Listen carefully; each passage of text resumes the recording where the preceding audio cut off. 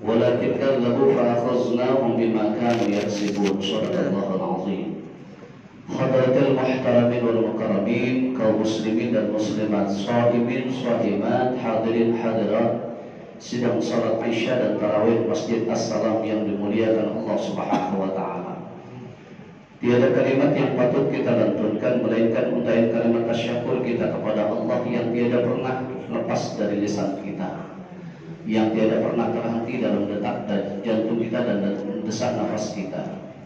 Salawat dan salam semoga tetap tercurah keharibaan junjungan kita penghulu alam baginda Nabi besar Muhammad sallallahu alaihi wasallam beserta para keluarganya, para sahabatnya, dan insyaallah kepada kita semua sebagai pengikutnya. Amin ya mujibas sa'ilin.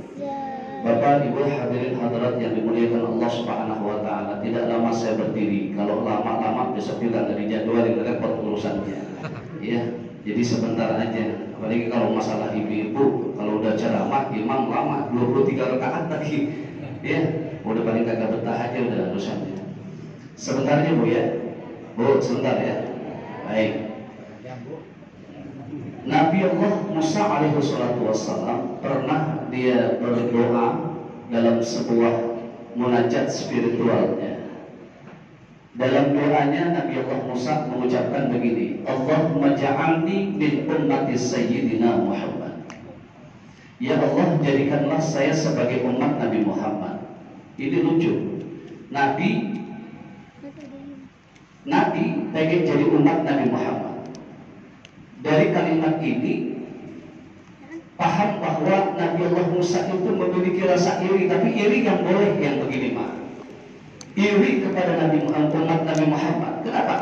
Yang pertama, hanya umat Nabi Muhammad yang mendapatkan syafaatul uzma dari baginda kita Rasulullah SAW.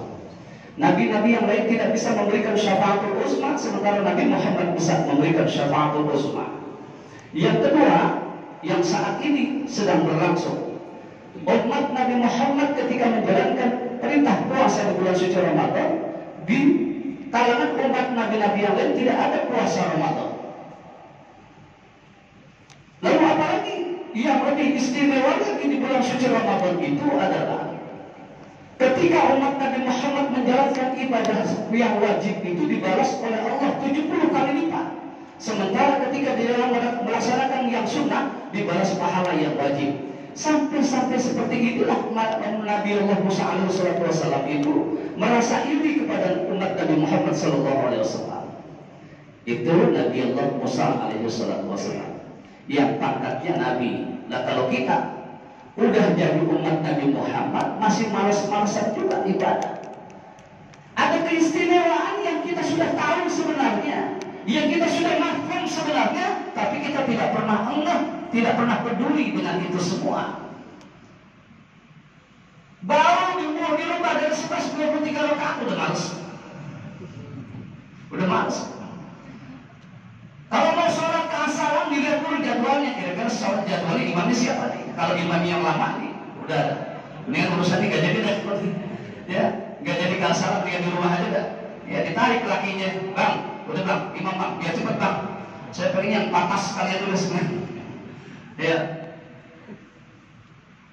Kesembuhan itu, makanya dalam sebuah syair pujangga itu ada kalimat yang luar biasa. Masuk dalam sebuah qasidah namanya, tapi bukan qasidah ketimpling, bukan. Qasidah. Apa kalimatnya? Fika yanshaqul insan. Hai Ramadan, pada dirimu itu ada suatu semangat yang luar biasa. Semangat yang luar biasa untuk semua manusia. Fika yanshaqul insan. Litilawati wal qiyam. Untuk mereka itu membaca Al-Quran semangatnya di bulan Ramadan itu. Jadi Ramadan itu memberikan satu nuansa semangat buat kita sebenarnya. Untuk apa? Pertama, membaca Al-Quran. Litilawati wal qiyam. Untuk tegak berkesembuhan dalam ibadah kepada Allah Subhanahu wa ta'ala. Harusnya kita begitu. Nah, kalau kita sudah bisa membaca Al-Quran dengan baik dan benar di malam Ramadan itu, selalu menyibukkan diri kita dengan membaca Al-Quran, lalu kita berdiri di malam hari dengan tegak berkesembuhan di hadapan Allah Subhanahu wa ta'ala, dengan sholat-sholat kita, dengan pikir Baru di situ wa yusaffat kullu syaitan, maka syaitan-syaitan itu akan terikat. Wa yukabbar min mahadi, dan kesombongan-kesombongan itu luluh lantak semuanya. Harusnya kita begitu setiap datang bulan suci Ramadan. Ya, ada memang hadis yang dhaif itu. Ya, jadi idza ada syahrul Ramadan, jadi ketika datang puasa, kemudian kita merasa bahagia, ya, haramallahu jasadahu 'ala nar. Allah harapkan jasad kita masuk ke dalam api neraka. Hanya karena bergembira saja, haram jasad kita masuk ke dalam neraka. Walaupun hadis ini dhaif, paling tidak itu menjadi satu ukuran kita, motivasi kita dalam menghadapi bulan suci Ramadan. Oleh karena itu hadirin sekalian, singkat saja, apa sebenarnya yang harus kita lakukan di bulan suci Ramadan ini? Kita ini hanya sekedar menunaikan kewajiban aja dalam ibadah selama ini. Kalau kita mau memuhasabahkan diri kita, kalau kita ingin mengintrospeksi diri kita, selama ini ibadah yang kita lakukan hanya sekedar menunaikan kewajiban saja, tidak lain daripada itu. Seharusnya ada beban mental dalam diri kita untuk mengaplikasikan kewajiban yang kita lakukan. Artinya apa? Tidak sekedar kewajiban yang kita tunaikan, tetapi semua ibadah yang kita lakukan adalah kebutuhan kita. Kita butuh ibadah. Kita butuh ibadah, kita butuh Allah Subhanahu wa ta'ala. Maka kalau orang yang butuh kepada Allah dalam waktu apapun, sesempit apapun dia, tetap dia kerjakan. Selelah apapun dia, tetap dia tegakkan sholat itu, tetap dia tegakkan ibadah dia kepada Allah Subhanahu wa ta'ala.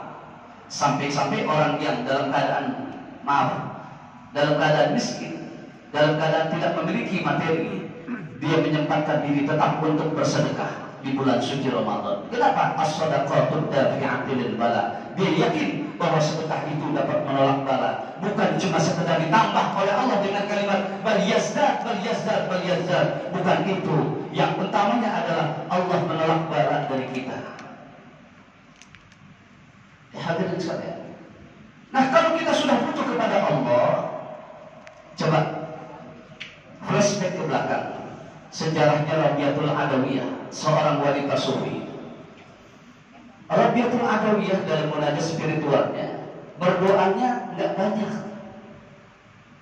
karena dia malu. Berdoanya banyak, ibadahnya sedikit. Kalau kita sebaliknya, ya, ibadahnya sedikit, doanya banyak, apa aja diminta. Ya Allah, Ramadan laki saya jarang banget di rumah, ya Allah, kagak betah banget. Coba ya Allah, berikan petunjuk buat dirinya ya Allah, agar kiranya betah di rumah ya Allah. Udah, satu. Balik lagi doanya buat anak, ya Allah, jadikan anak-anak saya anak yang soleh dan soleha, anak yang cerdas, yang masa depannya ada dalam jaminanmu ya Allah. Tuh. Yang kedua, ya Allah, kayaknya pendaringan tentang kompis nih ya Allah. Ya, kiranya ya Allah penuhi rezeki kami ya Allah, cukupkan rezeki kami ya Allah. Udah rezeki. Lagi, ya Allah, berikan kami kesehatan, tetapkan kesehatan kami ya Allah. Berikan umur yang panjang dalam ketaatan ya Allah. Banyak banget doanya, ibadahnya mah dikit. Rabiatul Adawiyah, doanya sedikit, tapi ibadahnya luar biasa. Apa yang disampaikan dalam munajat spiritualnya Rabiatul Adawiyah? Kata Rabiatul Adawiyah begini. Ya Allah, sekiranya salatku, bacaan Qur'anku, sedekahku hanya karena berharap pintu surgamu ya Allah, maka tutuplah pintu-pintu surga itu untukku ya Allah. Ya Allah, sekiranya penghambaan diriku dan keyakinanku kepadamu ya Allah hanya karena aku takut neraka, maka ceburkan diriku ke dalam nerakamu ya Allah. Mana ada orang doa begitu? Jawab. Kalau bukan ahli sufi. Rabiatul Adawiyah berdoanya begitu. Andainya seluruh salatku, zakatku, sedekahku, zikir-zikirku, bacaan Qur'anku hanya karena berharap pintu surgamu ya Allah, tutup pintu surga itu semuanya ya Allah untukku. Dan sekiranya seluruh penghambaan diriku, keimananku, keyakinanku kepadamu hanya karena takut nerakamu ya Allah, maka ceburkan diriku ke dalam nerakamu ya Allah. Ditanya malaikat Jibril, ya Rabiatul Adawiyah, sebenarnya apa yang kau inginkan? Engkau berdoa seperti itu. Lalu apa yang kau harapkan? Sementara hamba-hamba Allah itu berharap ia seperti itu. Terhindar, terbebas dari api neraka, justru masuk ke dalam surga. Itu harapannya. Sementara kau berbeda. Apa yang kau harapkan? Kata Rabiatul Adawiyah, yang saya butuhkan cuma satu, yaitu cintanya Allah Subhanahu wa Ta'ala. Boleh tanya istri kita, kalau istri kita cinta banget sama kita, ya, andainya gaji kita datang terlambat, kira-kira masih cinta nggak begitu? Masih disayang nggak? Kagak, bu, kagak hati ibu. Sayang masih sayang. Suami kita juga begitu. Kalau memang dia cinta betul sama kita, apapun yang kita minta pasti dikasih. Begitu juga Allah Subhanahu wa Ta'ala.